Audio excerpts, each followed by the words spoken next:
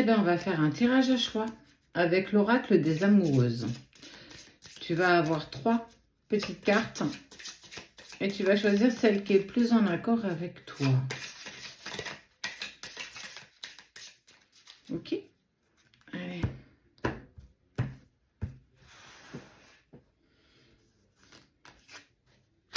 Une, 2 et la 3. Tu choisis celle qui te parle le plus.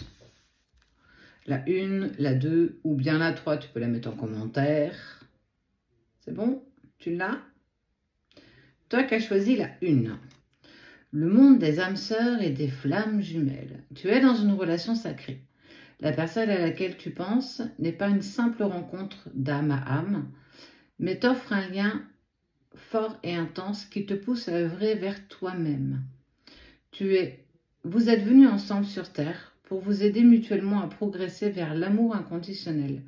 Les défis sont grands, mais votre relation est unique et puissante. Donc si tu t'es posé la question de savoir quelle sorte de lien tu pouvais avoir, c'est un minimum un lien d'âme sœur et au plus fort des plus forts, une relation de flammes jumelles, passant par les âmes jumelles. Donc, elle n'est pas toxique, cette relation. Mais cette relation, elle a quand même pour but d'œuvrer pour toi, vers toi. Qu'est-ce qu'il te manque encore aujourd'hui pour être dans ton harmonie personnelle, dans ton bonheur à toi, pas celui de l'autre, mais le tien?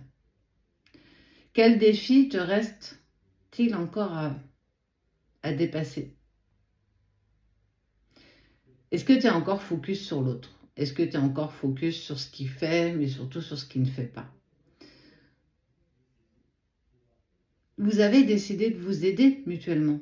Vous avez décidé de vous rencontrer dans cette vie-là. J'aime à dire, je t'aime à l'infini, je t'aime inconditionnellement, je t'aime pour cette vie et aussi pour toutes les autres. Mais pour atteindre cette complétude, il faut que tu puisses atteindre ta complétude, la tienne, pas celle du voisin, pas celle de ton autre, la tienne. Quel défi il te reste encore? Sachant que cette relation, elle est unique. Tu ne l'auras jamais avec personne d'autre. Même si demain tu souhaites abandonner ce lien, ne plus travailler en lien avec ça, tu ne seras même pas toi-même dans ta complétude. Il te manquera toujours quelque chose. Tu as 98% de ton puzzle et lui, il en a 2%. Et inversement. Est-ce que tu es prêt ou prête à accepter de vivre avec 98%, ce qui est déjà très très très très bien. Mais si tu peux obtenir le 100%, pourquoi t'en priver? Œuvre pour toi. Continue à façonner ce gâteau. Continue à avancer, à évoluer et à atteindre tes défis. Suite en partie 2. Tirage à choix.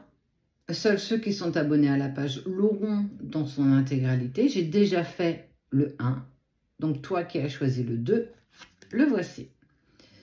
Pétrifié de peur. Angoisse, peur du rejet, peur de l'abandon, peur de perdre ton autre.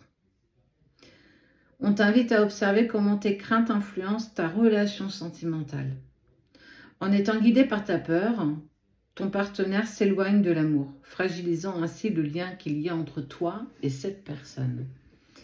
Plus tu écouteras ta peur, plus tu seras dans l'inaction, plus l'autre ressentira comme c'est tellement inversé. Dans le sens où une relation, surtout une relation sacrée, c'est comme 2 aimants qui s'attirent, quoi qu'on puisse dire et quoi qu'on puisse faire. Mais quand tu es dans cette peur, dans tes doutes, dans tes propres blocages, l'aimant se retourne et en fait, on a tous fait ça, on a essayé de mettre 2 aimants inversés, bon, on n'y arrive pas en fait. Et on est toujours loin l'un de l'autre. Plus tu écouteras tes peurs, plus tes craintes influenceront justement pas le jugement de l'autre, mais cette envie de venir vers toi. Du coup, ma question, c'est combien de temps vas-tu continuer à nourrir cette peur? Les peurs, c'est C'est ce qui peut potentiellement arriver. Mais le potentiel, j'ai envie de dire, c'est le au cas où, peut-être que, mais si. Sans doute qu'il n'y arrivera jamais ce mais si. Mais si tu restes dans cette crainte et dans tes peurs, l'autre restera toujours à distance de toi. Comment peux-tu aujourd'hui vaincre ces peurs et ces doutes?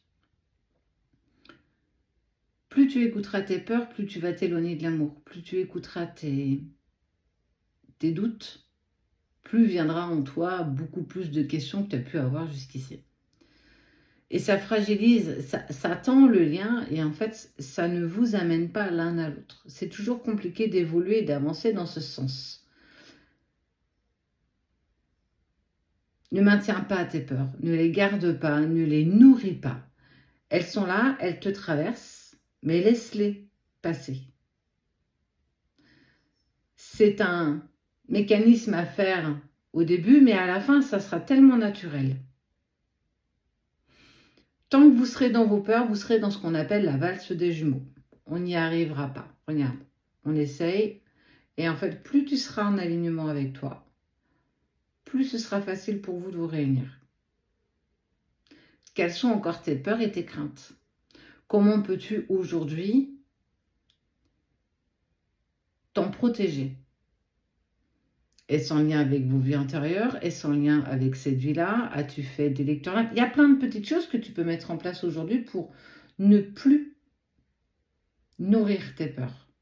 La peur, c'est croire que c'est quelque chose de négatif qui va arriver. Donc, dans des pensées, elles deviennent négatives. Donc, tu amènes à toi forcément des choses négatives. Et surtout, tu empêches l'autre d'avancer vers toi. Donc, où en es-tu? Et pour les derniers, le 1 a déjà été fait. Celui qu'on choisit le 2, c'est fait aussi. Et on va voir le 3. Des jeux dangereux. Une personne te plaît et a un cadeau à t'offrir, un amour sincère. Cet amour est précieux et tu le sais au plus profond de ton cœur. Décide aujourd'hui de te sortir du jeu de « fuis-moi, je te suis » et « suis-moi, je te fuis ».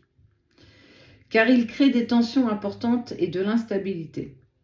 Toi ou ton partenaire ne devez pas avoir besoin de vous convaincre, de vous prouver que vous tenez l'un à l'autre. On est souvent, quand on vit une relation lambda, on a tendance en fait à vouloir avoir de l'amour conditionné.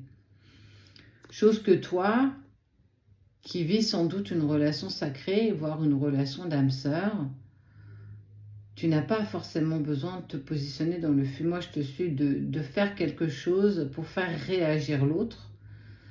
Vous n'avez plus besoin de ça. Tu n'as pas besoin de savoir si l'autre t'aime ou s'il ne t'aime pas, s'il tient à toi ou pas. Si aujourd'hui il est bloqué, c'est sans doute que toi-même, tu es bloqué aussi dans ton avancée.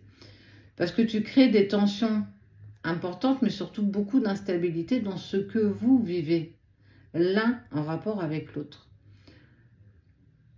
J'ai vraiment envie de te dire que peut-être c'est pas l'autre que tu as besoin de convaincre, c'est peut-être toi. Est-ce que tu l'aimes véritablement? Si c'est le cas, accepte-le. Donc si toi, tu n'acceptes pas l'amour que tu as pour l'autre, imagine comment l'autre a du mal à accepter l'amour qu'il a pour toi. Tu vois?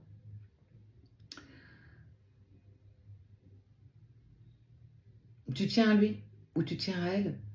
Qu'est-ce qui t'en empêche aujourd'hui d'avancer et d'évoluer dans ce sens? Il n'est pas prêt, c'est sans doute que tu ne l'es pas.